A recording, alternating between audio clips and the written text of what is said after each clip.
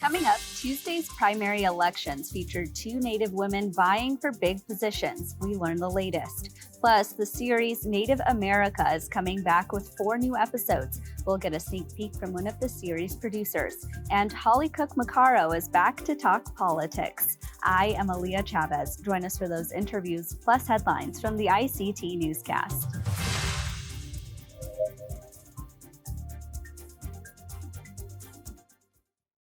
The Walter Cronkite School of Journalism and Mass Communication at Arizona State University is honored to be a supporter of Indian Country Today. Working with award-winning professors, Cronkite students learn news reporting, social media, shooting and editing videos, and producing content for communications industries. Cronkite's 15 professional programs give students the opportunity to cover critical issues throughout the U.S. and beyond. Learn more at cronkite.asu.edu.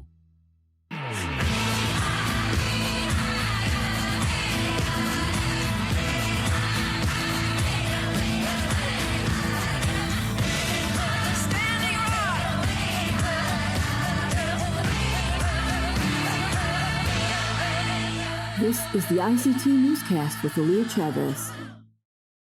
Amarawa Hopa, thank you for joining us. We start in Michigan, where Indigenous survivors shared personal stories of attending boarding schools. The conversation came on the second stop of the Interior Department's Road to Healing tour. The gathering was hosted over the weekend in a gym at Pellston High School. Secretary Deb Haaland and Assistant Secretary of Indian Affairs Brian Newland were on hand to hear testimonies for several hours. Federal Indian boarding school policies have touched every Indigenous person I know. Some are survivors, some are descendants, but we all carry the trauma in our hearts, Haaland said. In Michigan, those who gave testimony recalled what happened at the Holy Childhood of Jesus School.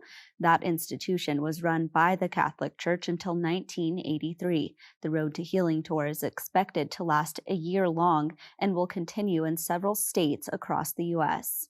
Well, there are new developments in a South Dakota lawsuit on Native voting rights. A U.S. District Court granted a preliminary injunction in favor of tribal citizens in the case of Lower Brule Sioux Tribe versus Lyman County. In May, voters from the Lower Brule Sioux Tribe filed a lawsuit against Lyman County. The tribal citizens allege the county's delay of implementing a new redistricting plan for the Board of Commissioners violates the Voting Rights Act. The tribe is worried that the current redistricting plan dilutes the voting power of its community. The Native American Rights Fund says that over 40% of voters in Lyman County live on the reservation, but that those voters could never elect a single candidate of their choice to the commission board because of its at-large voting system. According to the court filing, Lyman County must propose a remedial plan by the end of this week. In Bolivia, Indigenous people are continuing a time-honored tradition that preserves a delicacy made with potatoes. The process was started 5,000 years ago as a way to combat food scarcity. ICT senior producer Vincent Moniz reports. The ancient Andean peoples who began cultivating potatoes 5,000 years ago invented a technique to make it last for years to ensure food security. And indigenous people in Bolivia still use those traditional methods to preserve potatoes, known locally as Juno. Though the Juno is an unknown potato version, it is very popular in the country. Locals even say a meal isn't a meal without it. A dish without Juno is not food. Without Juno, it is not tasty. It does not fit well. When winter arrives, indigenous farmers take the potatoes to the snowy foothills. They let them freeze on the bare earth during the freezing nights and dehydrate them during the day when the sun is intense. After this 5-day process, the potato is transformed into the small, dry, and dark Juno, which in the Aymara language means wrinkled. To squeeze out water and help with drying, native farmers then use their bare feet to trample the frozen potato, just as their grandparents did. Our grandparents have always taught us to work this way. My father taught me, and I follow in the same footsteps as he did. In Bismarck, North Dakota, Vincent Moniz, ICT News. In Oregon, an Indigenous Language Institute is celebrating 25 years of service. The Northwest Indian Language Institute's efforts to preserve Native languages are now being supported by a new grant. Funds from the Roundhouse Foundation will go towards a needs analysis as well as tribal outreach programs. Language teachers from the Confederated Tribes of Warm Springs and the Yakama Nation founded Neely to honor and maintain their languages. Neely Executive Director Robert Elliott says being able to really experience a language is something that is not about reading from a textbook. Due to the pandemic, classes are mostly online, but the Language Institute is open to anyone who wants to learn. And those are the headlines for the ICT Newscast.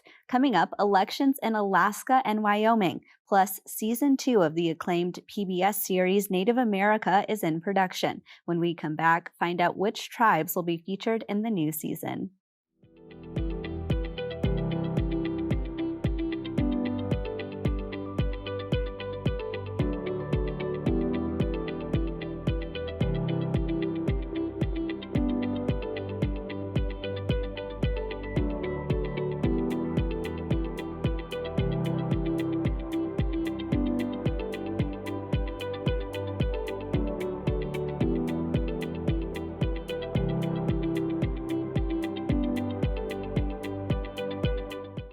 The PBS series Native America premiered in 2018 to much acclaim. It highlighted Indigenous communities and showed the intricacies of social, religious, and educational structures. Now viewers can look forward to a new season that's in production now. Joining us today to give us an idea of what to expect is Jennifer Hemmelreich, one of the series producers. Welcome. Hi, thank you for having me. So for our viewers who have maybe never heard of this series before, at a high level, tell us about Native America. So Native America is a PBS series that originally launched, as you mentioned, in 2018, and to much acclaim. The communities really responded well to it. But really, the first season dealt into looking at how Native American communities pre-contact were incredibly thoughtful. They engaged in amazing systems and ways of being and doing, and they worked largely with archaeological and sort of prehistoric context, and brought in archaeologists and scholars and local community members that they were working with all across North and South America. This season 2 is really focused on how, if we looked at season 1 and establishing how that knowledge and ways of being and doing were so thoughtful and engaging and smart and alive, what we're doing is we're reminding folks in season 2 that these communities are still engaged and still thriving, and really showing how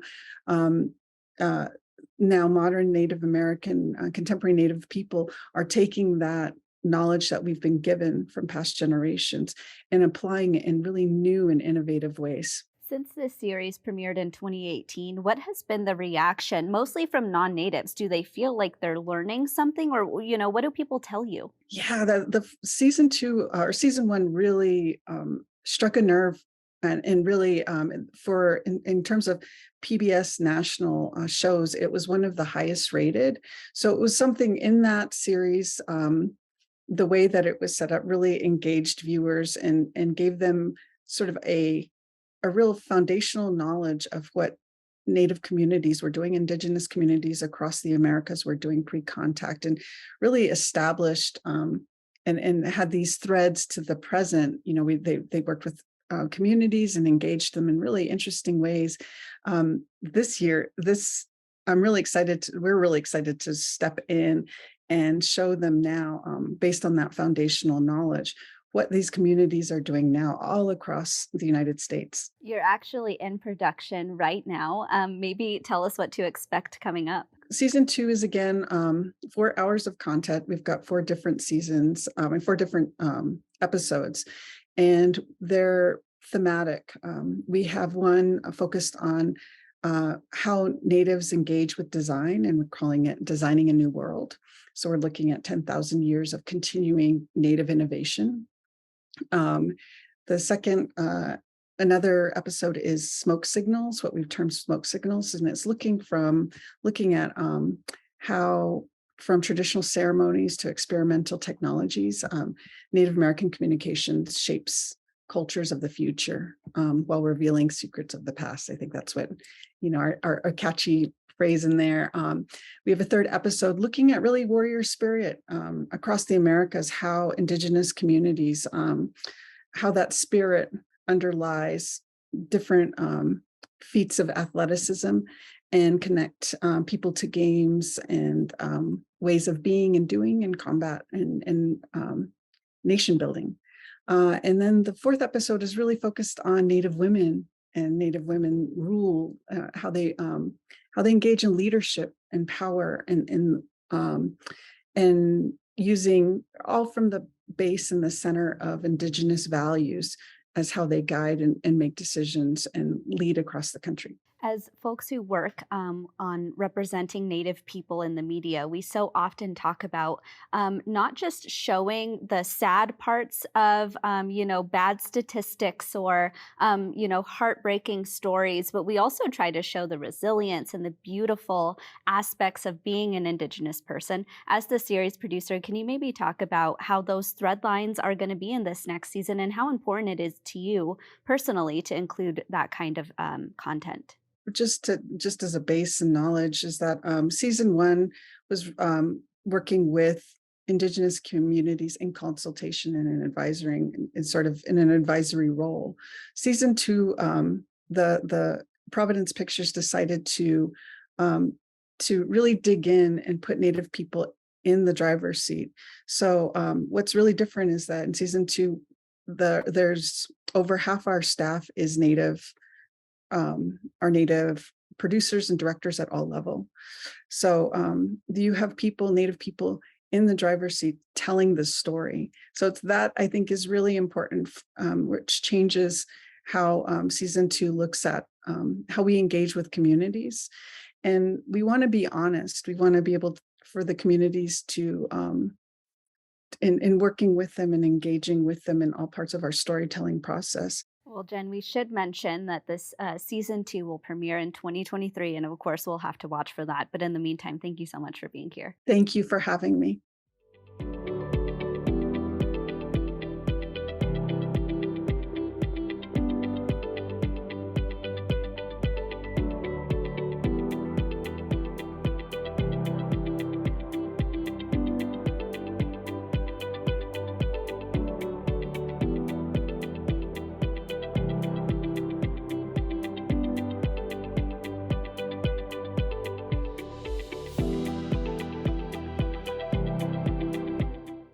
From the Inflation Reduction Act being signed into law to the upcoming White House Tribal Nations Summit, there's a lot happening in the world of policy. ICT regular contributor Holly Cook Macarro is back. Hey, Holly. Hi, Leah. It's good to see you.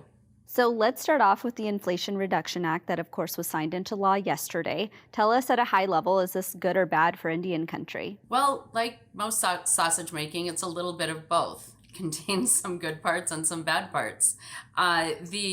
The bill, and I know you got the Indian country today has been great about covering, the details within the bill, all of the numbers.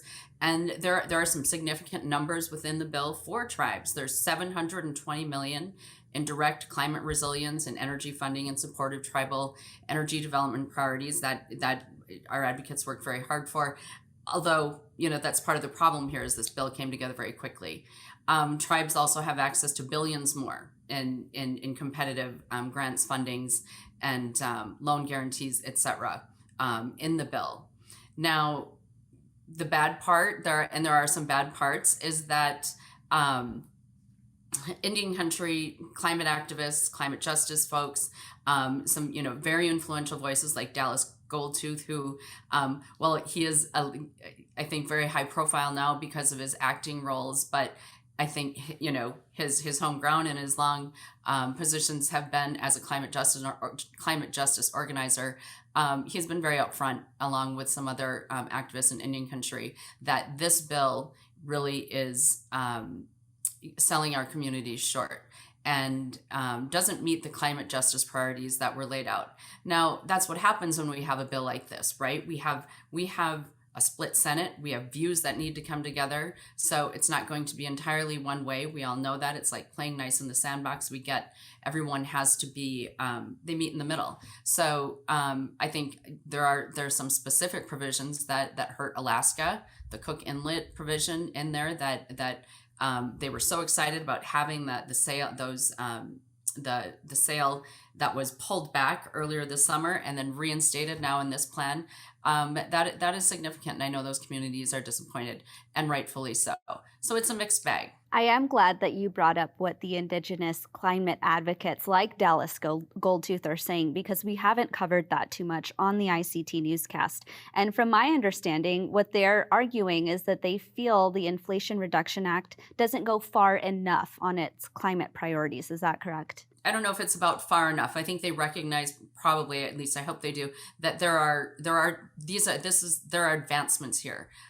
What I'm hearing is the concern over the increased oil and gas sale leases that are linked to the energy, the climate justice provisions in there, as well as the impacts on these small communities like those in Alaska. So, and that it doesn't do enough. So I guess look, that's coming at it from a different direction. But yes. I want to switch gears and talk about the saga happening at the National Congress of American Indians earlier this week. They announced, actually it was late last week on Friday, actually, they announced that the CEO, Dante Desiderio, is what they called parting ways. We're not quite sure if that means he was fired or if he resigned, but maybe what can you tell us? Yes, it has been, I think, somewhat confusing for Indian country in terms of what is happening there. There wasn't a lot of information shared when he was suspended right before the mid-year conference. I think it's my understanding that they have been working through some of these things, and they parted ways with NCAI. So I guess if it had been a resignation, it would have been termed as such.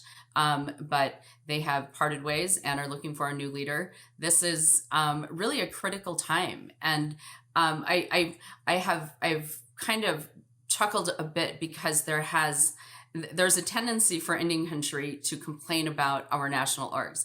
I always say, well, if we didn't have them, we would be fighting to have that. And then now, sometimes there are complaints about NCAI, but in its absence is clearly felt. That voice, that leadership, it is necessary more than ever. In particular, on the Inflation Reduction Act, the feedback, the response. But we are in the appropriation season. There are pieces of bills, there are pieces of legislation that need that leading voice or are just being missed.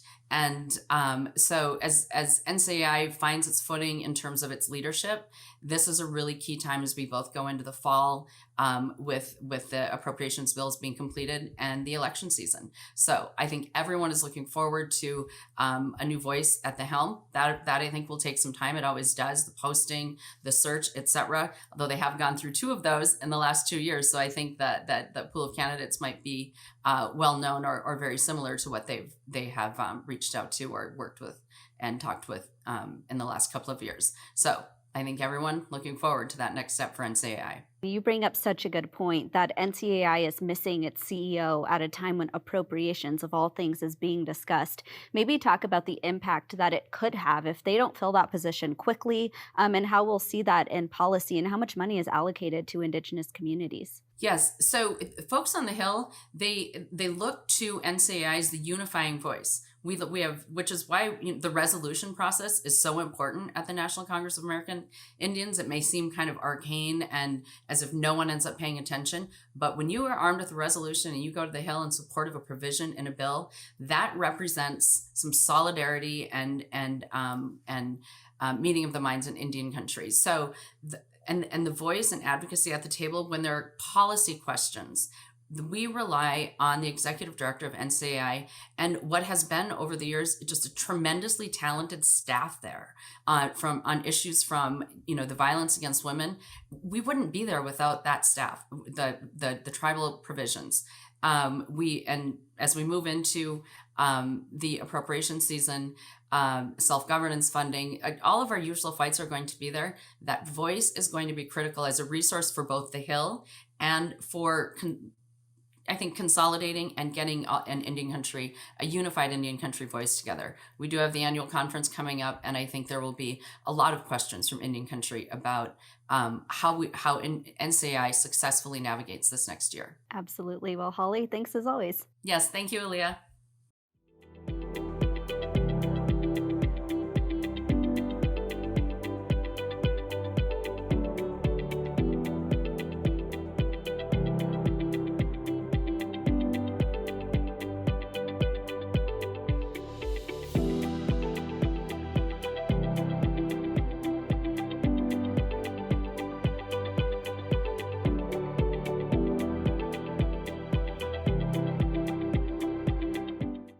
Voters headed to the polls in Wyoming and Alaska Tuesday. ICT's political correspondent, Polly DeNetclaw, is back with more election updates. Hi, Polly. Hi, Aaliyah. Thank you so much for having me. Oh my gosh, where do we start? I'm so excited to talk about the results from last night. Let's actually start with Alaska. What happened there? Let's start with Alaska.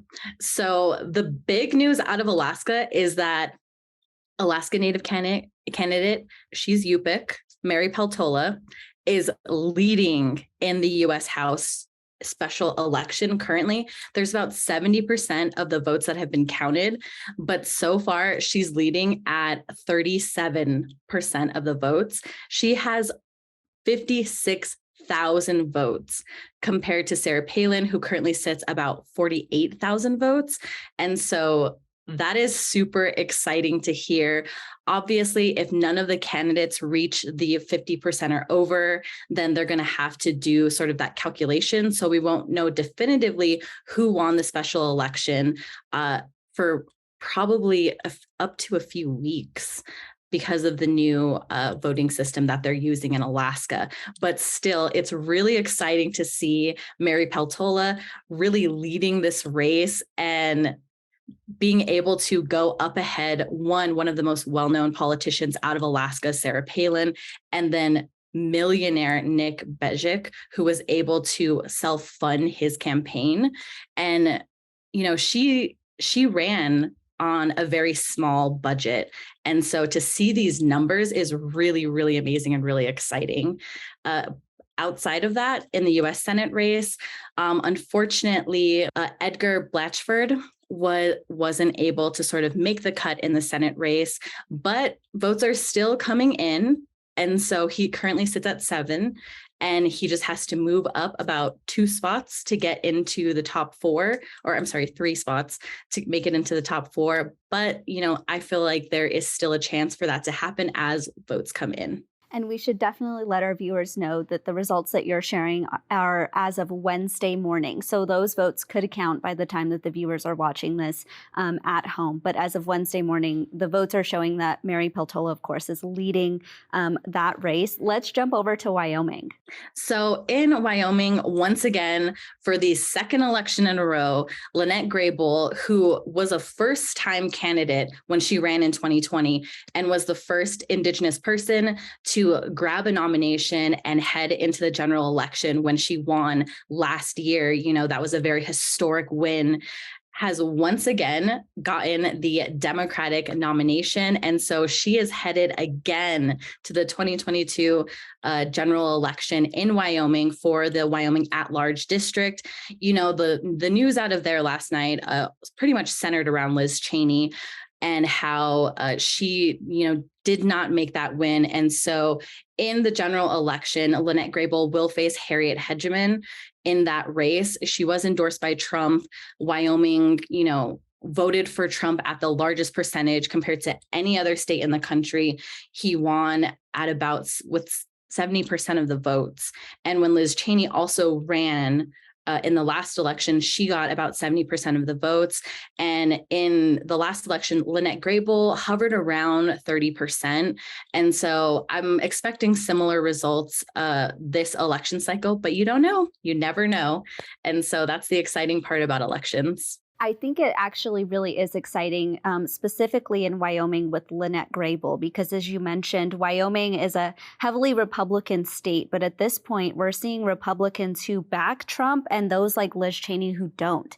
And so I think when we're looking at fundraising, my big question is, does that mean more people are going to back Lynette Grable just because they don't want a Trump supporting person in Congress? Like, these are all the questions that have been stirring around in my head after watching last night's election results. You know, I feel like that is one of the biggest things about this race in particular, especially because Liz Cheney, you know, she comes from a very prominent political family in Wyoming.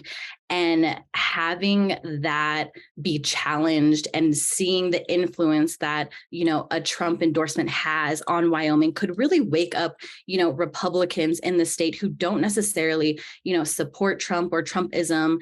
And those votes could then transfer over to Lynette Grable. And that is something that is definitely possible and makes this race super exciting to watch. Before we go, I also want to mention that in Alaska, where Mary Peltola is leading as of Wednesday morning, there's never been an Alaska Native elected to Congress. So that is such a big deal as our viewers are watching, mainstream news and they're seeing Sarah Palin's name all over the television. Let's also remember that Mary Peltola is an Alaska Native woman. There's never been an Alaska Native elected to Congress. Polly, thank you so much. Thank you so much for having me. And that's a slice of our Indigenous world. For all the latest, visit ictnews.org. From all of us in the newsroom, stay safe, my relatives. Sometimes you got to take a stand just because you know you can. Oh, you got to run, you got to run.